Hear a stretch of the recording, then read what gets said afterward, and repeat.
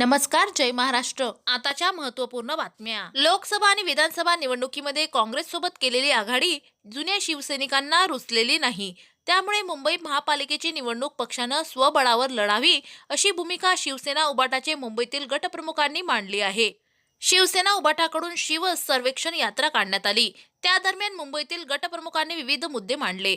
विधानसभा निवडणुकीत लाडकी बहीण योजना प्रभावी ठरल्याची कबुली गटप्रमुखांनी दिली असल्याची माहिती ठाकरे सेनेच्या एका पदाधिकाऱ्यानं नाव प्रसिद्ध न करण्याच्या अटीवर दिली.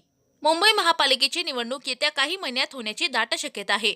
त्या पार्श्वभूमीवर ठाकरे सेनेनं मुंबई सर्वेक्षण यात्रा सुरू केली आहे. शहरात विधानसभेचे 36 मतदारसंघ आहेत. त्यासाठी पक्षानं 36 निरीक्षणांची नियुक्ती केलेली आहे. ठाकरेंनी नेमलेले निरीक्षण गटप्रमुख, शाखाप्रमुख आणि माजी नगरसेवक यांच्याशी संवाद साधत आहेत. विधानसभा निवडणुकीत काय चुकलं आणि महापालिका निवडणूक जिंकण्यासाठी काय करावं लागलं यासाठी माहिती निरीक्षण घेत आहेत. महायुतीत सुरू असलेल्या लाडकी बहीण योजनेचा प्रभाव विधानसभा निवडणुकीत दिसून आल्याचं शिव सर्वेक्षणातून समोर आलं आहे. याप्रमाणे संपूर्ण सर्वेक्षणाचा आढावा घेऊन गटप्रमुखांनी एक महत्त्वाचा निर्णय घेणार आहेत. त्यापुढची महत्त्वाची बातमी. IPL 2025 अर्थात 18व्या पर्वासाठी सगळे 10 संघ सज्ज झाले आहेत. IPLची तयारी आता अंतिम टप्प्यात आली आहे. 14 मार्चपासून स्पर्धेला सुरुवात होईल अशी माहिती सूत्रांकडून देण्यात आली आहे. तर मे महिन्याच्या शेवटच्या आठवड्यात शेवटचा सामना पार पडण्याची शक्यता आहे.